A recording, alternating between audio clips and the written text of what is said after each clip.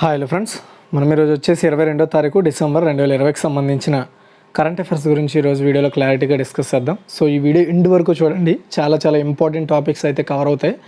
So ఇవి RRB కావచ్చు, APPSC కావచ్చు, టీఎస్పీఎస్సీ కావచ్చు, గ్రూప్ డి అండ్ అంతేకాకుండా NTPC, AP constable, Telangana AP constable, SI, ఇవన్నింటికి కూడా ఉపయోగపడతాయి ఈ కరెంట్ అఫైర్స్ అనేవి. ఓకేనా, దేన్ని కూడా నెగ్లెక్ట్ చేయకండి, దీన్ని ఒక హాబీగా పెట్టుకోండి డైలీ. అది మీకు యూస్ఫుల్ అవుతుంది ఫ్యూచర్లో. ఎక్కడో దగ్గర అబ్బా ఇది చదివినందుకు ఉపయోగం వచ్చిందని అనిపిస్తుంది. ఓకేనా, అయితే ఈరోజు కరెంట్ అఫైర్స్ చాలా ఉన్నాయి. మీరు చేయాల్సిందల్లా ఈ వీడియోని లైక్ చేస్తూ నాకు సపోర్ట్ ఇవ్వండి. సో మీ వాల్యుబుల్ కామెంట్స్ని, ఇంకా ఇందులో ఏమైనా చేంజ్ చేయాలంటే అవి కూడా కామెంట్ సెక్షన్లో కామెంట్ చేయండి. చూడండి, ఎవరైతే బ్యాంక్ ఎగ్జామ్స్కి ప్రిపేర్ అవుతున్నారో వాళ్ళకి అకాడమీ వాళ్ళు ఇచ్చేది మంచి ఆఫర్ ఇస్తున్నారు. నేను చాలాసార్లు చెప్తున్నాను, మీరు ఎవరైనా సరే అకాడమీలో బ్యాంక్ ఎగ్జామ్స్ సంబంధించి ఎవరైనా కోచింగ్ తీసుకుందాం, కొన్ని కోర్స్ తీసుకుందాం అనుకుంటే డిస్క్రిప్షన్లో లింక్ ప్రొవైడ్ చేస్తాను, అక్కడ నుండి క్లిక్ చేస్తే EDU Tech 10 అది కోడ్ నేను డిస్క్రిప్షన్లో కూడా ప్రొవైడ్ చేస్తాను. ఆ కోడ్ యూజ్ చేస్తే అయితే మీకు కొన్ని క్లాసెస్ ఫ్రీగా వస్తాయి, లేదంటే మీకు 10% డిస్కౌంట్ వస్తుంది ఆ క్లాస్ మీద. ఆ క్లాస్ ఫర్ ఎగ్జాంపుల్ 1000 రూపీస్ ఉంటే అందులో మీకు 10% డిస్కౌంట్తో ఆ క్లాస్ అయితే మీకు రావడం జరుగుతుంది. ఓకేనా, అంటే 10% రిడీమ్ అవుద్ది మన EDU Tech 10 అనే ఒక కోడ్ యూజ్ చేయడం వల్ల. ఓకే, ఇది సబ్స్క్రిప్షన్ కోడ్కి సంబంధించి. ఎవరైతే ఆ క్లాస్ పర్టికులర్ కోర్స్ తీసుకునే వాళ్ళకి ఇది బాగా ఉపయోగపడుతుంది కోడ్. అండ్ అంతేకాకుండా ఈ కోడ్ యూజ్ చేసి కొన్ని కోర్సులు ఫ్రీగా తీసుకోవచ్చు. ఓకే, దీనికి సంబంధించిన ఫుల్ డీటెయిల్స్ డిస్క్రిప్షన్లో ప్రొవైడ్ చేస్తాను, అక్కడ ఇంకోసారి చదువుకొని ఆ లింక్స్ మీద క్లిక్ చేసి ఒకసారి విజిట్ చేయండి. ఎందుకంటే మళ్ళీ మనకి ఆఫర్స్ రాకపోవచ్చు, వచ్చినప్పుడు మాత్రం దాన్ని సద్వినియోగం చేసుకోవాలనేది నా ఉద్దేశం. ఓకేనా, ఇందులో మీరు ఏం డబ్బులు పెట్టకండి, డబ్బులు పెట్టే అంత కష్టం ఉంటే ఆపేయండి. ఇందులో మీకు ఏది ఫ్రీగా అనిపిస్తుందో అది మాత్రం ట్రై చేయండి. ఓకేనా, అండ్ ఇది ఫైనల్గా. అంతేకాకుండా వీళ్ళు SBI క్లర్క్ 2020 అనే ఒక మిషన్ బ్యాచ్ని స్టార్ట్ చేస్తున్నారు. ఇది 2021 June 3 నుండి స్టార్ట్ అవుద్ది. దీన్ని కూడా మీరు సద్వినియోగం చేసుకోవాలి. ఇందులో కూడా మీకు డిస్కౌంట్ కట్ అవ్వాలనుకుంటే EDU Tech అనే కోడ్ వాడండి. ఓకేనా, డిస్క్రిప్షన్లో మొత్తం అన్ని లింక్స్ అయితే మీకు ప్రొవైడ్ చేస్తాను, అక్కడ నుండి క్లిక్ చేసి మీరు దీన్ని చేసుకోవచ్చు. చూడండి, మనకి ఈరోజు ఫస్ట్ క్వశ్చన్ చూసుకుంటే, ఈ సంవత్సరం అంటే 2020 ఈ సంవత్సరం growth agenda for north east post COVID-19 పై దృష్టి సారించి నార్త్ ఈస్ట్ ఫెస్టివల్, దీన్నే NEF అంటారు. ఈ 2020 యొక్క 8వ ఎడిషన్ ఎక్కడ జరిగింది? ఆన్సర్ వచ్చేసి గువాహతి, అస్సాం అండి. ఓకే, చూడండి, డిసెంబర్ 19, 20 మధ్యన 2020 నార్త్ ఈస్ట్ ఫెస్టివల్ NEF 2020 యొక్క 8వ ఎడిషన్ అస్సాంలోని గువాహతిలో రాడిసన్ బ్లూ హోటల్లో అన్ని కోవిడ్ సంబంధిత ప్రోటోకాల్స్ ఫాలో అవుతూ చేయడం జరిగింది. ఇదిగోండి ఇక్కడ మీకు కనబడుతుంది కదా, ఇదే. అయితే ఈ వార్షిక 2 రోజుల కార్యక్రమానికి గౌహతి మొదటిసారి ఆతిథ్యం ఇవ్వడం, ఇలాంటి ఒక ఫస్ట్ ఎడిషన్కి ఈ ఎడిషన్కి 8వ ఎడిషన్కి ఫస్ట్ టైం వీళ్ళు ఆతిథ్యం ఇచ్చారు. ఈ ఉత్సవం ప్రజలకు వాస్తవంగా హాజరు కావడం కూడా వీలు కల్పించారు. ఈ సంవత్సరం ఏంటంటే చూడండి, growth agenda for north east post COVID-19 పై దృష్టి పెట్టారు. అయితే ఈ సంఘటన ఈశాన్యం గురించి ప్రదర్శించారు, మరి అవగాహన కల్పించారు. అక్కడ ఈశాన్య ప్రాంతాల్లో ఉండే పరిస్థితులు ఏంటి, అక్కడ ఉన్న టూరిజం ప్లాన్స్ ఏంటి, పెట్టుబడులు ఎలా ఉన్నాయి, అన్నిటిపై ప్రోత్సహించడం కోసం ఇలాంటి ఒక ఎడిషన్ అయితే స్టార్ట్ చేయడం జరిగింది ఈ మీటింగ్ని. నెక్స్ట్ సెకండ్ వన్ అండి, ఇండియా స్మార్ట్ గ్రిడ్ ఫారం, దీన్ని ISGF అంటారు. అండ్ పవర్ లెడ్జర్ అండ్ అబజోన్ కన్సల్టింగ్ పైకప్పు సౌర విద్యుత్ ఉత్పత్తిదారుల కోసం దక్షిణాసియా యొక్క మొదటి block chain enabled peer trading ప్లాట్ఫామ్ని ఎక్కడ ప్రారంభించింది? గుర్తుపెట్టుకోండి, పైన సోలార్ సిస్టమ్స్ వేస్తాం కదా, అలాంటి వాటిని ప్రోత్సహించడం కోసము first block chain enabled peer trading ప్లాట్ఫామ్ని ఎక్కడ ప్రారంభించింది అంటే ఆన్సర్ వచ్చేసి లక్నో, ఉత్తరప్రదేశ్. ఓకే, చూడండి, దక్షిణాసియా మొదటి block chain enabled peer trading platform Lucknow, యూపీలో పైకప్పు సౌర విద్యుత్ ఉత్పత్తిదారుల కోసం పైలట్ ప్రాజెక్ట్ను స్టార్ట్ చేశారు అక్కడ. అయితే ఇందులో మనం బాగా చూసుకున్నట్టయితే ఇది ఎవరెవరు అమలు చేస్తారంటే ఇండియా స్మార్ట్ గ్రిడ్ ఫారం నుండి పవర్ లెడ్జర్, ఆస్ట్రేలియాకి చెందిన block chain technology company, and అబజాన్ కన్సల్టింగ్, వీళ్ళిద్దరూ కలిసి ఈ యొక్క ఇండియా స్మార్ట్ గ్రిడ్ ఫారంలో ఈ యొక్క ఫస్ట్ పీర్ ట్రేడింగ్ ప్లాట్ఫామ్ని స్టార్ట్ చేయడం జరిగింది. అయితే వీళ్ళు ఏం చేస్తారంటే దీని ద్వారా ఏవైతే సోలార్ ప్లేట్స్ ఉంటాయో సౌరశక్తి, వాటి యొక్క ధరలు కావచ్చు, వాటి యొక్క బిజినెస్ కావచ్చు, అండ్ వాటిని ట్రాక్ చేయడం కావచ్చు, ఇలాంటి ఏవైతే సౌర విద్యుత్ వ్యాపార లావాదేవీలు ఉంటాయో ఇది పర్యవేక్షిస్తూ ఉంటారు వీళ్ళు. నెక్స్ట్ వచ్చేసి థర్డ్ వన్, ఆసియా అభివృద్ధి బ్యాంకుతో పాటు ఆస్ట్రేలియా ప్రభుత్వం నుండి ఏ సంస్థ Asian water development outlook 2020 advancing water security across Asia and the Pacific ఈ నివేదికను తయారు చేసింది ఏ సంస్థ? ఆన్సర్ వచ్చేసి ఆసియా పసిఫిక్ వాటర్ ఫారం అండి. ఓకే, గుర్తుపెట్టుకోండి. So Asia water development outlook 2020 advancing water security across Asia and Pacific అనే నివేదిక ప్రకారం 2.1 బిలియన్ ప్రజలు, అంటే గ్రామీణ ప్రాంతాల్లో 1.5 మిలియన్ ప్రజలు, 600 పట్టణ ప్రాంతాల్లో మిలియన్ ప్రజలు ఆసియా పసిఫిక్ ప్రాంతంలో తగినంత నీటి సరఫరా అండ్ పారిశుద్ధ్యం లేక ఇబ్బంది పడుతున్నారని చెప్పడం జరిగింది. ఇదిగోండి ఇక్కడ మనకు కనబడుతుంది కదా. సో ఇదే అనమాట నివేదిక యొక్క కవర్ పేజ్. అయితే ఏసియా వాటర్ డెవలప్మెంట్ అవుట్లుక్ 2020ను ADB and Asia Pacific water forum వాళ్ళు సంయుక్తంగా కలిసి తయారు చేశారు. దీనికి ఆస్ట్రేలియా గవర్నమెంట్ మద్దతు ఇచ్చిందనమాట, అంటే సపోర్ట్ చేసింది దీన్ని రిలీజ్ చేయడానికి, ఈ నివేదికను తయారు చేయడానికి, రిలీజ్ చేయడానికి.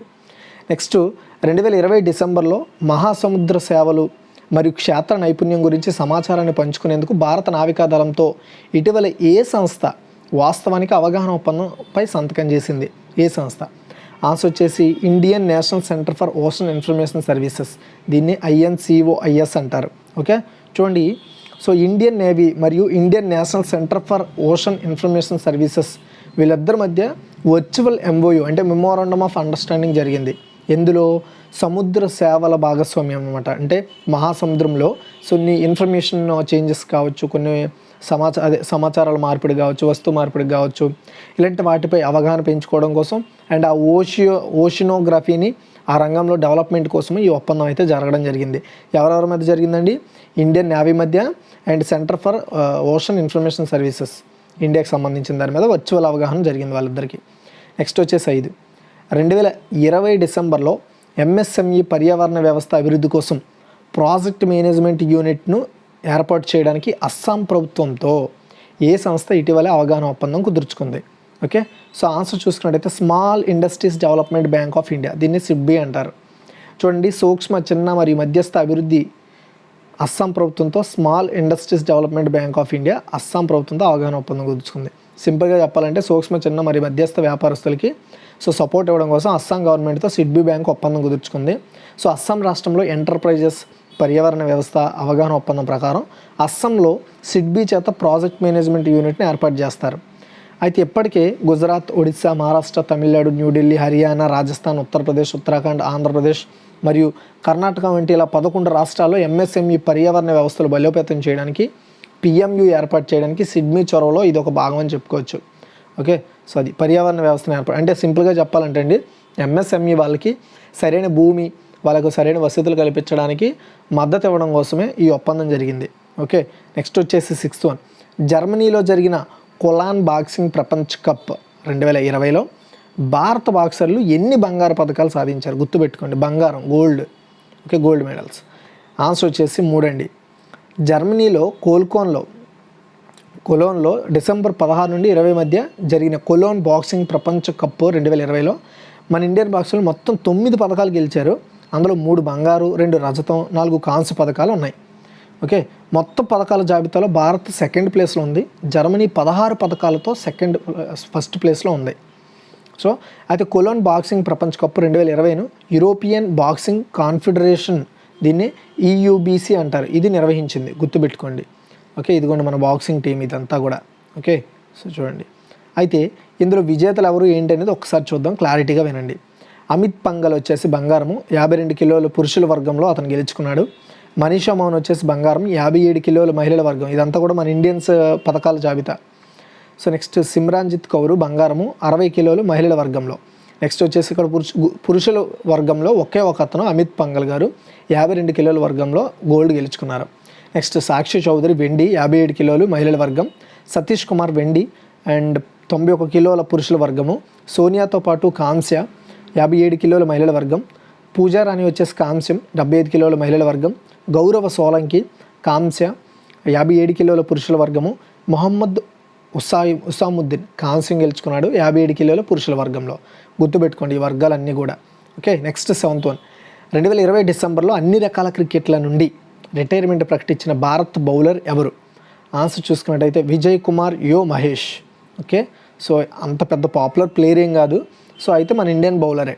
చూడండి, 2020 డిసెంబర్ 20న తమిళనాడు చెన్నై సూపర్ కింగ్స్ తరపున ఆడిన విజయ్ కుమార్ యో మహేష్ అన్ని రకాల క్రికెట్ ఫార్మాట్స్ నుండి రిటైర్మెంట్ ఇచ్చేశారు అతను.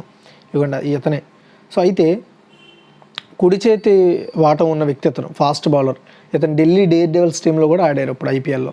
నెక్స్ట్ వచ్చేసి 8th వన్, ఇండియాలో చిరుతపులి స్థితి 2018 అంటే ఇంగ్లీష్లో statue of leopard in India 2018 ప్రకారం భారతదేశంలో చిరుతపులి మొత్తం జనాభా ఎంత? సో ఆన్సర్ చూసుకుంటే 12,852 అండి. ఓకే చూడండి. సో కేంద్ర పర్యావరణ మంత్రి శ్రీ ప్రకాష్ జావదేకర్ గారు status of leopard in India 2018 పేరుతో ఒక నివేదికను విడుదల చేశారు. ఇవ్వండి ఈ నివేదికను విడుదల చేయడం జరిగింది. సో ఈ నివేదిక ప్రకారము 2014 నుండి 4 ఏళ్లలో మన ఇండియాలో చిరుతపులుల జనాభా 60% వరకు పెరిగిందండి. 2014 to 2018 వరకు. సో 16% అయితే మనకి చిరుతపులుల జనాభా పెరిగింది మన ఇండియాలో ఇప్పుడు అంతకుముందు అంటే 2014లో నిర్వహించినప్పుడు లెక్కల ప్రకారం 7,900 మాత్రమే ఉన్నాయి పులులు. అయితే 2018లో చూసుకుంటే 12,852 చిరుతపులులు ఉన్నాయి. అయితే ఎక్కువగా మధ్యప్రదేశ్ అండి. చూడండి ఎక్కువగా మధ్యప్రదేశ్లో ఉన్నాయి. ఎన్ని? 3,421 పులులు ఉన్నాయి. తర్వాత కర్ణాటక 17,083. నెక్స్ట్ మహారాష్ట్ర 1,690. సో 1,783 వచ్చేసి కర్ణాటక, 3,421 వచ్చేసి మధ్యప్రదేశ్, మహారాష్ట్ర వచ్చేసి 1,690 పులులు ఉన్నాయి. ఓకే ఫస్ట్ ప్లేస్లో మధ్యప్రదేశ్ ఉంది, అత్యధికంగా పులులు ఉన్న రాష్ట్రం అనమాట ఇది. Okay next 9th one, NPCI సహకారంతో రూపే సెలెక్ట్ కాంటాక్ట్లెస్ డెబిట్ కార్డును ఏ బ్యాంక్ ప్రారంభించింది? రూపే సెలెక్ట్ కాంటాక్ట్లెస్, అది కూడా ఎన్పిసిఐ సహకారంతో. ఆన్సర్ వచ్చేసి సెంట్రల్ బ్యాంక్ ఆఫ్ ఇండియా అండి. ఓకేనా, central bank of India.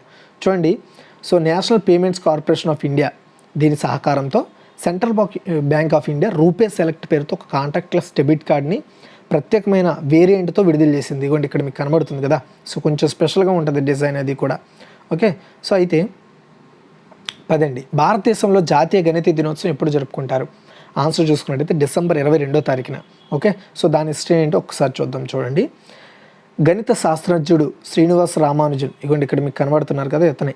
So ఇతని యొక్క పుట్టినరోజు సందర్భంగా 2012 నుండి డిసెంబర్ 22న ప్రతి సంవత్సరం కూడా జాతీయ గణిత దినోత్సవాన్ని అంటే నేషనల్ మ్యాథమెటిక్స్ డే జరుపుకుంటున్నాం మన ఇండియాలో. రామానుజన్ 1887లో డిసెంబర్ 22న ఈరోడ్లోని తమిళ బ్రాహ్మణ అయ్యంగార్ కుటుంబంలో జన్మించాడు. అతను తమిళియన్ అనమాట.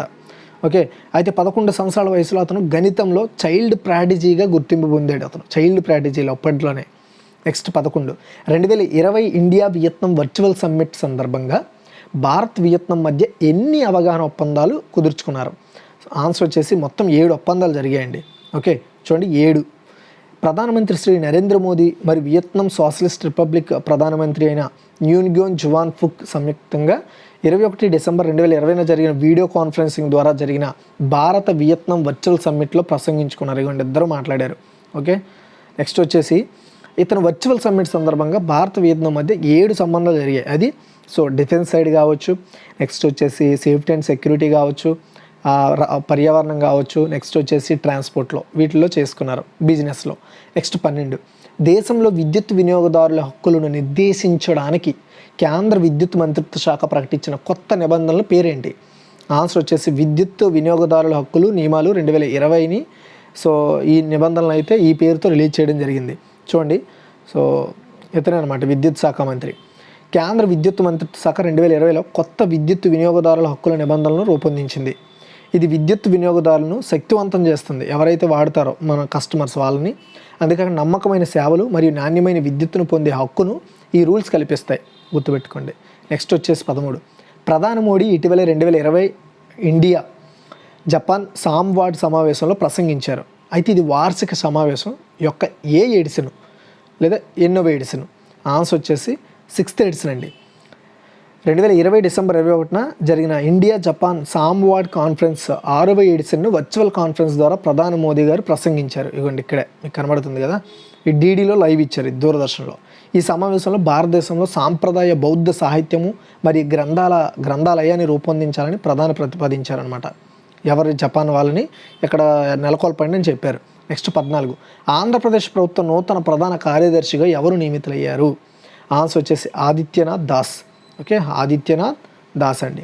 చూడండి ఆంధ్రప్రదేశ్ ప్రభుత్వ తదుపరి అంటే నెక్స్ట్ ప్రధాన కార్యదర్శిగా చీఫ్ సెక్రటరీగా ఆదిత్యనాథ్ దాస్ నియమితులయ్యారు. ఈ నెల 31న సీఎస్గా ఆయన బాధ్యతలు చేపడతారనమాట. ప్రస్తుత ప్రధాన కార్యదర్శిగా ఉన్న నీలం సాహ్ని పదవకాలం ఈ నెల 31తో అయిపోతుంది కాబట్టి ఆమె స్థానంలో ఆదిత్యనాథ్ దాస్ను ప్రభుత్వం నియమించింది. ఇంతకుముందు ఇతను స్పెషల్ చీఫ్ సెక్రటరీగా ఉండేవారు. కాకపోతే ఇప్పుడు మరి ఆవిడ లేనప్పుడు నెక్స్ట్ ఎవరున్నారో వాళ్ళని అపాయింట్ చేస్తారు. అయితే ఇతనికి బాధ్యతలు ఇచ్చారు చీఫ్ సెక్రటరీగా. పదవకాలం పూర్తి అనంతరం ముఖ్యమంత్రి ప్రిన్సిపల్ అడ్వైజర్గా నీలం సాహ్ని విధులు నిర్వహిస్తారనమాట. ఎవరికి? ముఖ్యమంత్రి జగన్మోహన్ రెడ్డి గారికి. ఓకే, నెక్స్ట్ వచ్చేసి 15 మిలిటరీ శాలరీ ప్యాకేజ్ కోసం ఇండియన్ ఆర్మీ ఏ బ్యాంకుతో అవగాహన ఒప్పందం కుదుర్చుకుంది? చాలా ఇంపార్టెంట్ క్వశ్చన్. ఆన్సర్ వచ్చేసి బ్యాంక్ ఆఫ్ బరోడా. ఓకే, చూడండి. సో బరోడా మిలిటరీ జీతం ప్యాకేజీ కోసం ఇండియన్ ఆర్మీ బ్యాంక్ ఆఫ్ బరోడాతో ఒక అవగాహన ఒప్పందం కుదుర్చుకుంది.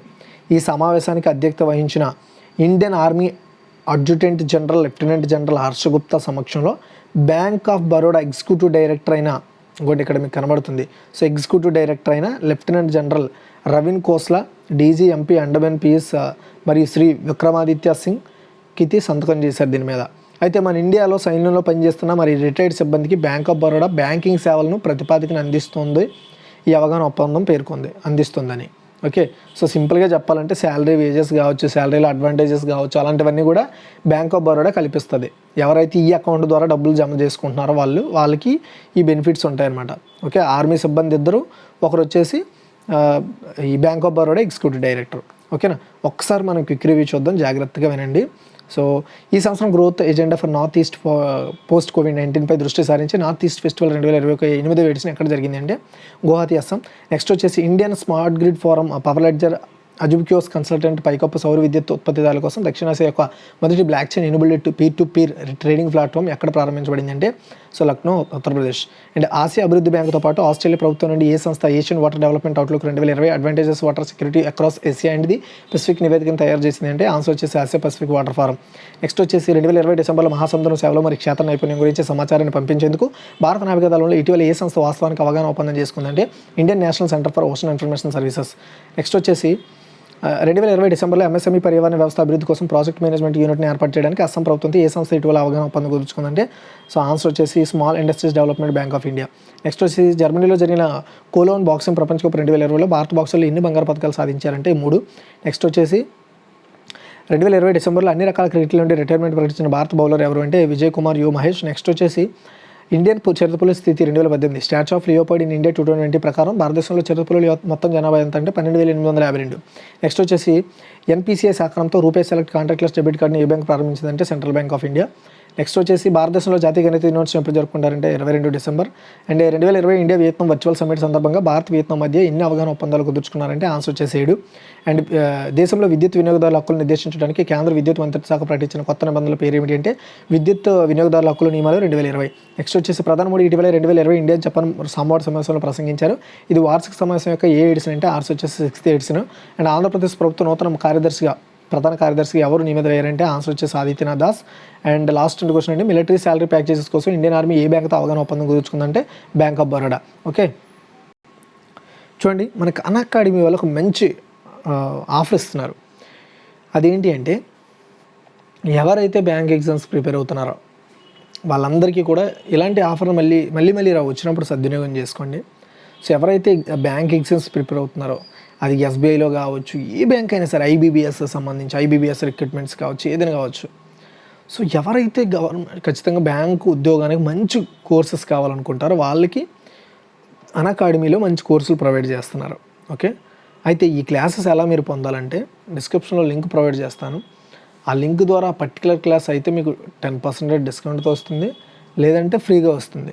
సో ఏం చేయాలన్నా సరే 10% డిస్కౌంట్ రావాలన్నా, ఫ్రీగా రావాలన్నా ఈడియు టెక్ అనే ఒక కోడ్ ఉంది చూడండి ఇక్కడ, దీని పక్కన 10 అని పెడితే మీకు ఫ్రీగా వస్తాయి అనమాట. కొన్ని క్లాసెస్ వాళ్ళు ఫ్రీ క్లాసెస్ ప్రొవైడ్ చేస్తే అవి ఫ్రీగా వస్తాయి, కోడ్ వాడిపోతే ఫ్రీగా రావు.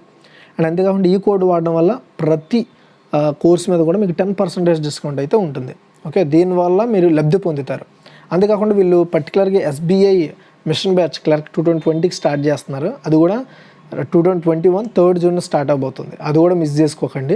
సో చాలా మంచి అవకాశము, మళ్ళీ రావండి ఇలాంటివి. వచ్చినప్పుడు మాత్రం సద్వినియోగం చేసుకోవడం మాత్రం మర్చిపోద్దు.